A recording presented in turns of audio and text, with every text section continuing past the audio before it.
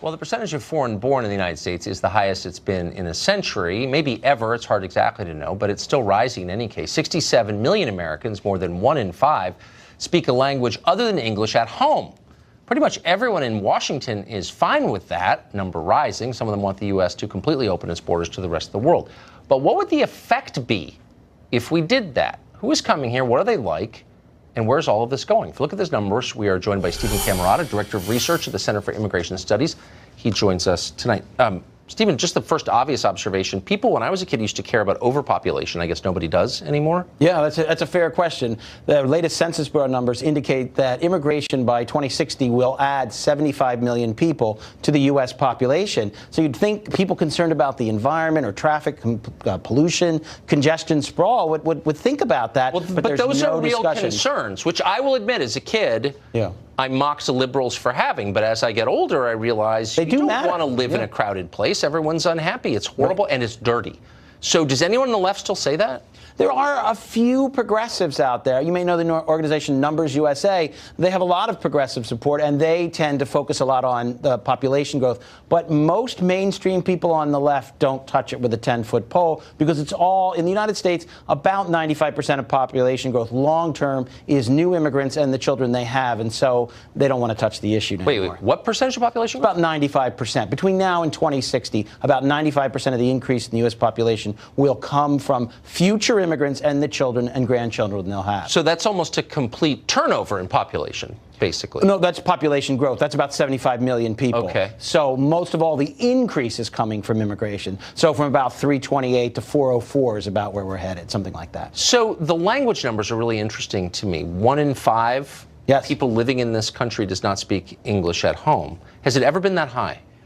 It's hard to say, but it may have been that high in the past. What's even more interesting, or perhaps more troubling, is how concentrated it is. So there are all kinds of areas where the Census Bureau divides the country into various areas where 95% of the people, or 85% of the people, and 95 and 85% of the people in schools, kids in schools, speak a foreign language at home. That's what's truly extraordinary. One wonders how assimilation can work with that level of immigration and foreign language concentration. So what are, broadly speaking, the education levels of the immigrants who are coming here? It varies enormously. Of course it does. So, you're looking at a situation where 80% plus of immigrants from India come with a college degree or more, and then for, say, immigrants from Central America, it's less than 10% come with a college degree. And the same thing for immigrants. So how does that break down? So what percentage of our immigrants are coming with no education versus those coming with high degrees of education? Yeah, right now, somewhat over a fourth of all immigrants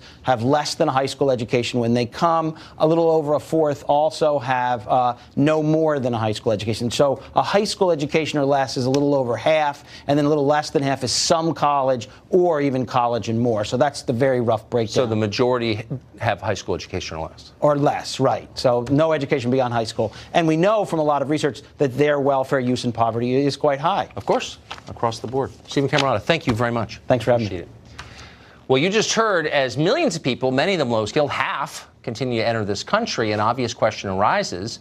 What does that mean for our economy, for America's working class, which is already having its jobs phased out by automation, but for a lot of other parts of our society? Oren is a senior fellow at the Manhattan Institute, author of the book, The Once and Future Worker, A Vision for the Renewal of Work in America. A thoughtful look at that question. He joins us tonight. Oren, thanks a lot for coming on. Thank you for having me, Tucker. So there's a debate over what automation is going to do long term. Everyone seems agreed that it's going to eliminate a lot of jobs that we currently think of as real jobs. They'll be gone. But is there any scenario in the future as we perceive it now where you'd want more than half of all immigrants to have a high school diploma or less? I think that's a concern we have to grapple with. If we already feel like we have an imbalance, too many unskilled workers relative to what the economy wants, adding more unskilled workers to that mix pushes us in the wrong direction. How concerned are you about that? I think it's a concern. I think it's one among many. I think there are a lot of things we're doing that really hurt less skilled workers. The way we approach immigration, the way we approach education. I mean, we don't care about education for less skilled workers. We say college for all, and if you don't complete college, you fell out somewhere along the way. And all of our money goes to the folks who are actually completing college, even though they're the ones who need the least help. So why wouldn't you, if you were thinking thoughtfully about who to let, if you started with the presumption that some immigration is good, that's where I start anyway, why wouldn't you be thoughtful about letting in more people who already have the education that you think your economy requires? I think that's exactly what we should do. And I think, most economists would look at the issue and say, if you want to benefit workers at the bottom, if you want to benefit their wages, pretty much the models say high-skilled immigration is good for low-skilled workers. More low-skilled immigration, it can't be good for low-skilled workers. You're just adding more competition to the market. I've had this debate 100 times on this show over the past couple of years, and I often hear people say, all the studies show that's not true. Bringing in millions more poor people makes us all richer. Is there such a study that shows that? I'm not aware of a study that shows that. There are a lot of studies that show that the mix of immigrants we've had over time, which has been low-skilled and high-skilled, it's reflected roughly what's in the population. Right. And so that's okay. But that's the wrong question to ask. The question to ask is which would be better? Given that we're going to have high-skilled immigration, is it good to also have a lot of low-skilled immigration, or is it good to have less low-skilled immigration? And what you would say is the less low-skilled immigration you have, the better things are going to be for the low-skilled workers who are here. So I sort of allotted over the meat of your book, which is what would you, if you could do one thing to help people who are struggling to reap the benefits of our economy, what would it be?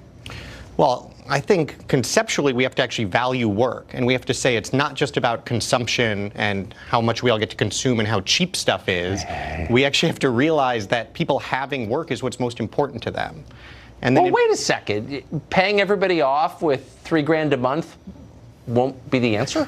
No, it's a disaster. It's a great answer for the folks who are doing really well. The funny thing is, the higher up the income ladder you go, the more people say, oh, not everyone needs a job. People, we can send them money. You go down to the bottom end of the ladder, that's where you find the people who say, no, we don't just want money, we want the jobs, because they understand how critical work is, not just to their own satisfaction, their own lives, to their families, to their communities.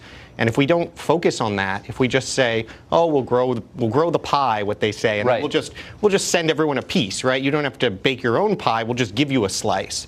That's not what people want, and that's not a model for a good society. That used to be really obvious.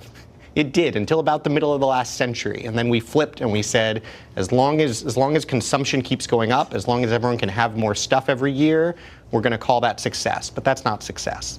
Brightly colored crap made in China will make us happy. Did it? I don't see a lot of that, no. I don't either. Oren Cass, really thoughtful. Thank you for that. Thanks for having me.